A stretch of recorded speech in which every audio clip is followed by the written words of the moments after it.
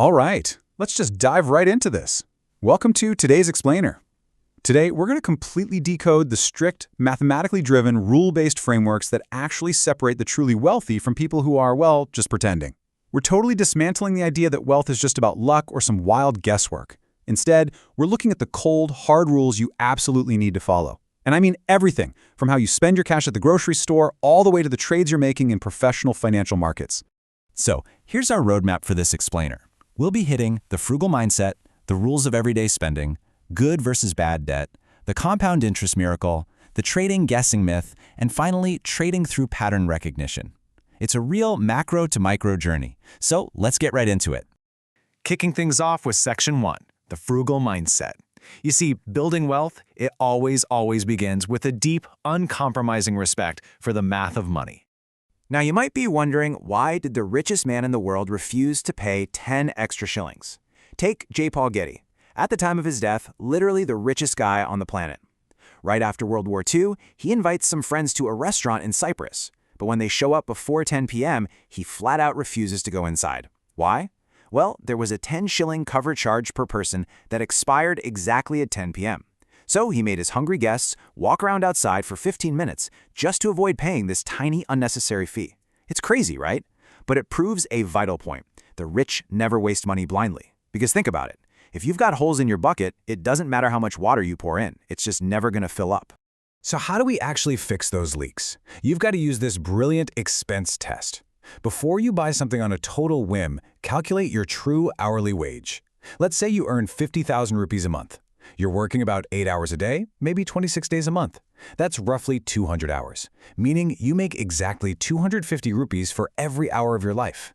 So when your heart is just begging you to buy that random $5,000 item, you need to realize you aren't just swiping a card. You are spending 20 grueling hours of hard labor. Put that on the scale and ask yourself, is this temporary thrill actually worth 20 hours of my life? Yeah, usually the answer is a resounding no. Moving to Section 2, Rules of Everyday Spending.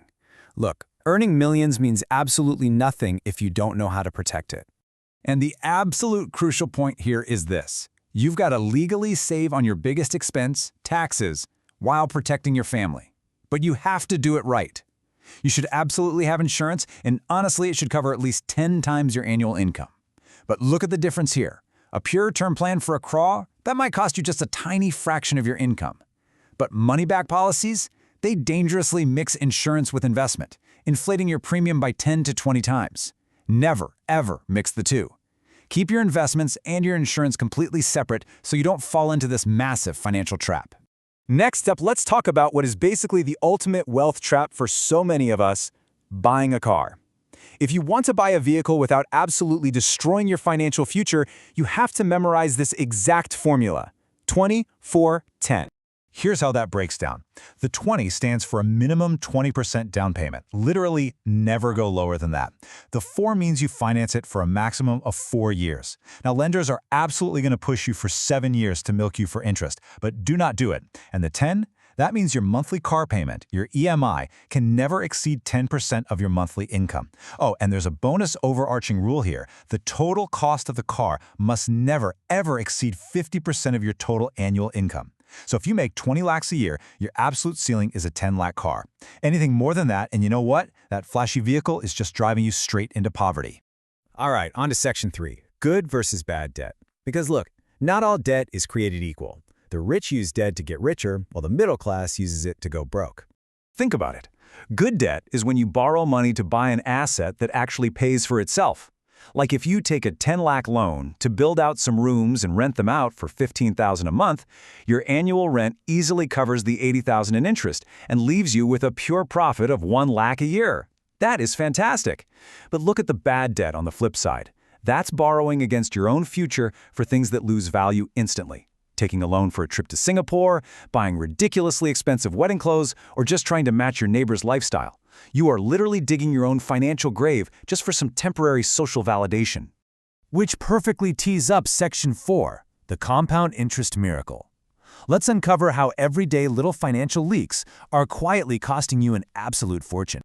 Let's just focus on a single everyday bad habit. Say you smoke one 100 rupee cigarette a day. I mean, it seems super small, right? But do the math.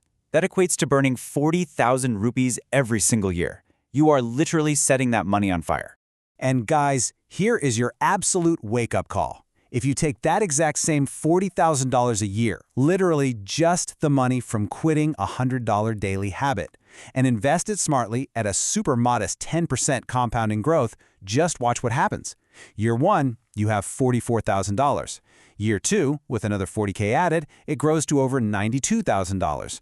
But by the time we hit year 40, that single daily choice has exploded into a massive fortune of over 2.14 crores. Wow. Your daily habits aren't just costing you pocket change, they're literally costing you generational wealth.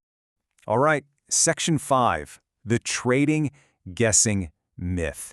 We've talked about keeping money. Now we enter the professional realm of multiplying it, where your discipline matters just as much.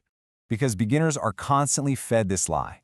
They're told that trading is this binary guessing game, predicting if the price will go up or down, kind of like picking red or black at a casino. But any true professional will tell you that everything you've learned about guessing the market is a complete myth.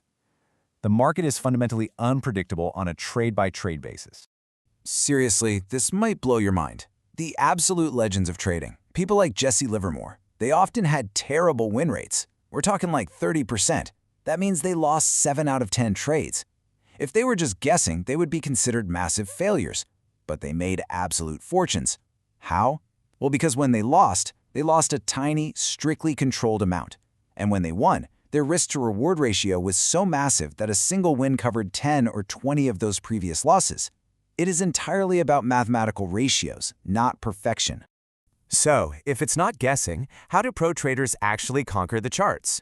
Well, that brings us to Section 6, trading through pattern recognition. The real secret here is behavioral finance. Since the dawn of the markets, they've been driven by one thing: human beings. And humans are predictably driven by basic emotions, greed, fear, FOMO, panic. Because humans drive the market, these emotional reactions actually create visual patterns on the charts that just repeat themselves constantly. Your job is not to guess. Your job is to recognize these patterns and exploit them methodically. A true professional relies on an unemotional step-by-step checklist. First, you only look at high-volume time windows, like the New York session open. Second, you draw simple support and resistance lines on a 1-hour chart. Third, you just wait patiently. You wait for the price to break that line, come back to retest it, and then give a confirmation candle. Only then do you enter, with a strict 1-to-2 risk-to-reward ratio. It's a completely mechanical process, guys. But listen, just having a pattern isn't enough. You must subject it to the brutal reality of the 100-trade backtest. If you test your pattern 100 times over historical data, you're going to discover some cold, hard truths. For example, your data might literally show that 80% of your losses happen on Mondays. So what do? You simply stop trading on Mondays. By letting the data fix your psychological flaws and refine your strategy, you elevate yourself from an amateur gambler to a professional executioner of mathematics. Now let's tie both our everyday spending and our professional trading themes together with this pretty devastating quote from Will Rogers. The ultimate wealth destroyer across all walks of life is the need to show off. In our sources, this is described as Sean Jodna. As soon as your income goes up, the temptation is to upgrade your phone, buy a bigger car, and try to impress people you don't even care about. The rich don't care about proving they are rich. The poor spend their entire lives trying to look rich. So I want to leave you with a piece of tough love advice straight from our sources. If you ever experience sudden wealth, maybe you sell some land, hit a massive trade, or get a giant bonus, quarantine it. Seriously, put it straight into a fixed deposit for at least 3 to 4 months and do not even look at it. Because human emotion dictates that sudden money makes you boil over with desires. If you don't lock it away, 95% of the time, that money will vanish within 3 years, leaving you in a worse place than you started. Please, don't rush out and buy that SUV the minute the check clears. Which brings us to our final provocative thought. Take a real look at your own life right now. Are your daily emotional choices, whether it's buying a coffee, taking out a loan, or clicking buy on a trading chart, digging a financial grave? Or are you mathematically building an empire? Real wealth is an unemotional, rule-based framework. The choice to adopt it is entirely yours. Thanks so much for joining me on this explainer, and I really hope you leave today eager to master your own financial psychology.